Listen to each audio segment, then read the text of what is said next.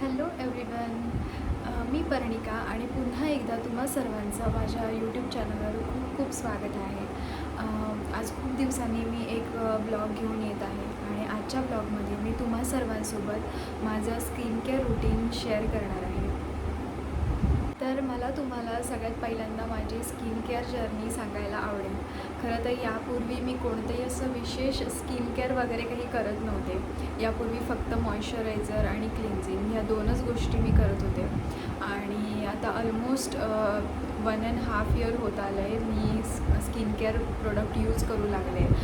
थोडीशी स्किनची काळजी घेऊ लागले.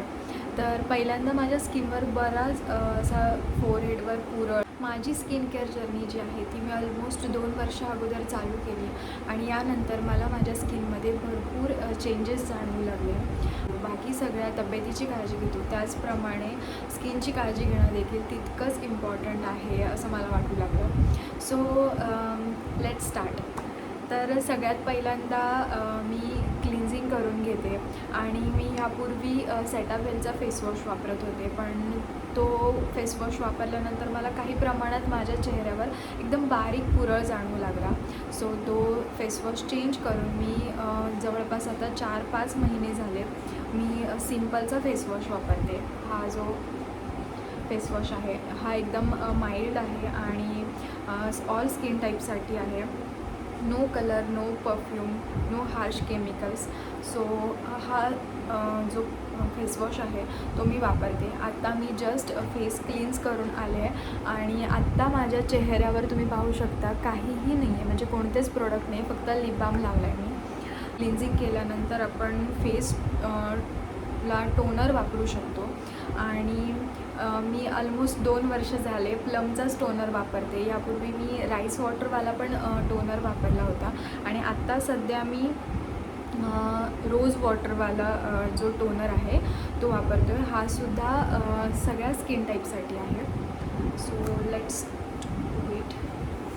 तर थोडासा फेसला स्प्रे करून घ्यायचा. 2-3 ठिकाणी तुम्ही स्प्रे करून घेऊ शकता. तर तुमच्या स्किनला हायड्रेट करण्याचं काम करतं टोनर.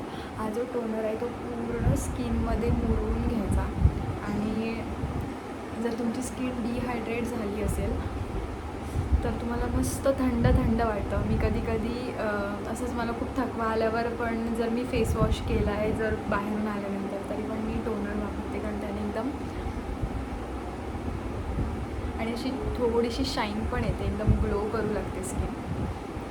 आता टोनर पूर्ण तुमच्या स्किनमध्ये मुरल्यानंतर त्याच्यावर जर तुम्ही कोणत्या प्रकारचे सिरम वापरत असाल तर ते सिरम तुम्ही यूज करू शकता. तर हायड्युरॉनिक ॲसिड किंवा सॅलिसिलिक ॲसिड अशा प्रकारचे सिरम वापरू शकतो. ग्लोसाठी व्हायटॅमिन सी सिरम वापरू शकतो आणि जर पिगमेंटेशन असेल, डार्क स्पॉट्स कुठे राहिले असतील तर त्याच्यासाठी देखील आपण नायासिनेमाइड हा सिरम वापरू शकतो. मग वेगवेगळ्या ब्रँडचे तुम्ही प्रेफर करू शकता. मी स्टार्टिंगला पिगमेंटेशन घालवण्यासाठी मिनिमलिस्टचं जे नायासिनेमाइड आहे ते वापरलेलं आहे. ऑलमोस्ट 2-3 ब्रँडचे सिरम्स मी ट्राय केलेले आहेत आणि सिरम निवडताना सगळ्यात महत्त्वाची गोष्ट ही राहते की तुमच्या स्किन टाईपनुसार तुम्हाला सिरम सिलेक्ट करावे लागतात. काही सिरम ऑल स्किन टाईपसाठी असतात आणि काही जे सिरम आहे तर तुम्हाला तुमचं स्किन टाईप ओळखणं जास्त महत्त्वाचं असतं की तुमची स्किन ऑइली टाईपमध्ये मोडते, ड्राय की नॉर्मलमध्ये मोडते. तर माझी स्किन ऑलमोस्ट नॉर्मल स्किनमध्ये मोडते. असं जास्त ऑइली आणि खूप जास्त ड्राय हा प्रकार नाही आहे स्किनचा. तर मला स्टार्टिंगला जेव्हा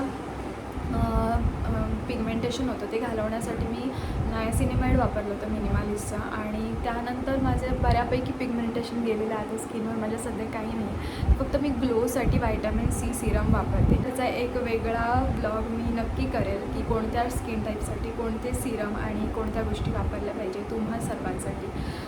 तर आता सध्या तरी मी स्वतः काय वापरते हे तुम्हाला दाखवते. तर हा मिनिमलिस्टचा व्हायटॅमिन सी हावाला सिरम मी वापरते. तर सकाळच्या वेळी जनरली मी हा वापरते.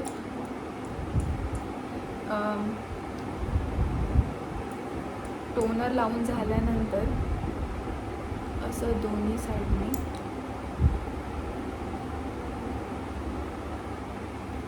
सिरम लावायचा आहे.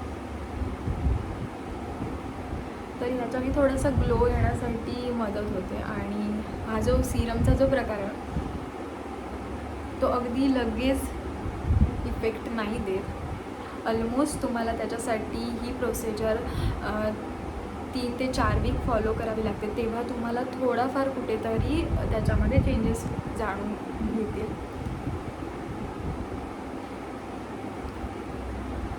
आता मी थोडीशी टॅन झाली आहे खरं तर, कारण मी हल्लीच गावी गेले होते आणि त्यामुळे खूप उन्हात फिरल्यामुळे. तर अशी माझी स्किन आता दिसते सध्या. आणि ह्याच्यानंतरची जी स्टेप आहे ती आहे मॉइश्चरायझर. तो सध्या मी जो मॉइश्चरायझर वापरते तो मामाअर्थचा व्हायटॅमिन सी लाईट जेल आहे, हे वापरते. कारण आता सध्या उन्हाळा खूप जास्त आहे, ऑलरेडी स्किन ऑइली होत असते आपली आणि ह्यावेळी जास्त हायड्रेशनची गरज नसते. तर यासाठी मी समर सीझनमध्ये हा मॉइश्चरायझर वापरते. त्याची कन्सिस्टन्सी मी तुम्हाला दाखवू शकते. हा असा जेल मॉइश्चरायझर येतो आणि आता तर मी थोडा वापरणार आहे, मला जास्त नको आहे. तर मी सिरम वापरून तर पूर्ण स्किनला माझ्या मी मॉइश्चरायझर अप्लाय केलेलं आहे. आणि लास्ट स्टेप आणि सगळ्यात इम्पॉर्टंट माझ्या आवडीची स्टेप आहे ती म्हणजे सनस्क्रीन वापरायची. तर सनस्क्रीन पण अगेन उन्हापासून प्रोटेक्शन होण्यासाठी. तुम्ही उन्हामध्ये गेलात तर सनस्क्रीन लावून तरीसुद्धा थोडाफार टॅन येतोच, पण पूर्णतः टॅन येऊ नये आणि तुमच्या स्किनचं प्रोटेक्शन व्हावं यासाठी वेगवेगळ्या सनस्क्रीन अवेलेबल आहेत. तर ह्यापूर्वी मी मिनिमालिस्टची सनस्क्रीन वापरत होते फॉर ऑलमोस्ट 1.5 इयर आणि ती सनस्क्रीन देखील खूप छान आहे. पण त्यानंतर यावर्षी फॉक्सटेलची सनस्क्रीन जी आहे ती नवीन लॉन्च झाली होती आणि बरीच चर्चा होती त्याबद्दल. तर मी म्हटलं की let's try.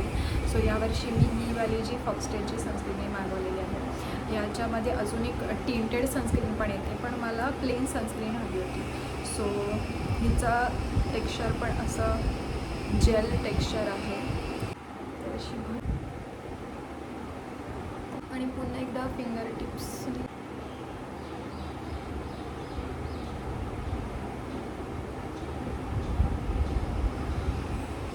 So sunscreen apply केलेली आहे आणि हे होतं माझं स्किन केअर रुटीन. आता स्किन तुम्ही पाहू शकता, मी जवळून दाखवते किती छान ग्लो करते. आणि जर तुम्ही अशी काळजी घेत असाल तुमच्या स्किनची, आणि घेणं गरजेचं आहे, तर तुम्हाला देखील तुमच्या स्किनमध्ये खूप चांगले इफेक्ट दिसून येतील. सगळ्यात महत्त्वाची गोष्ट की यानंतर तुम्हाला मेकअप स्टार्ट करायचा आहे जर तुम्हाला ऑफिस किंवा बाहेर जायचं असेल तर आज तर मला सुट्टी आहे आणि त्यामुळे मला आता फक्त लोकली जाऊन यायचं आहे. सो यावर मी कोणताही मेकअप करणार नाही आहे. सो जसं आहे तसंच मी ॲज इट इज ठेवणार आहे. जर तुम्हाला कुठेतरी बाहेर तयार होऊन जायचं तर ह्या स्किन केअर रुटीननंतर तुम्ही तयार होऊन बाहेर जाऊ शकता. सो हे होतं माझं morning skin care routine. Same with the night skin care routine, ते पण मी तुमच्यासोबत शेअर करेन. आणि त्याचप्रकारे सगळ्या प्रोडक्ट्स आणि कोणत्या स्किन टाईपसाठी कोणते प्रोडक्ट वापरले पाहिजेत, त्यानंतर कोणत्या गोष्टी किंवा कोणते प्रोडक्ट मी आतापर्यंत यूज केलेलं आहे त्यांचा काय रिव्ह्यू आहे, तर तो प्रोडक्ट हॉल देखील मी तुमच्यासाठी घेऊन येईन. शेट. सो स्किन केअर करताना तुम्ही हे असे बेबी हेअर्स उडतात आणि मग ते मध्ये मध्ये चिपकतात येऊन, तर त्याचा कंटाळा आलेला असेल तर तुम्ही हेअरबँड पण वापरू शकता. अशी क्युटी हेअरबँड्स पण मला खूप जास्त आवडतात. सो मी ते विसरून गेले पूर्ण व्हिडिओमध्ये. सो तुम्ही असे हेअर टाईप करू शकता, रुटीन तुमचं करू शकता. पण मी आत्ता सध्या तरी मी ते विसरले होते. सो आजच्या व्हिडिओमध्ये आपण इथेच थांबूया. तुम्हाला माझा व्हिडिओ कसा वाटला, माझे ब्लॉग बघायला आवडतात का, या सगळ्या प्रश्नांची उत्तरं तुम्ही मला कमेंटमध्ये जरूर कळवा. भेटूया पुन्हा एकदा अशाच नवीन ब्लॉगमध्ये. तोपर्यंत बाय बाय.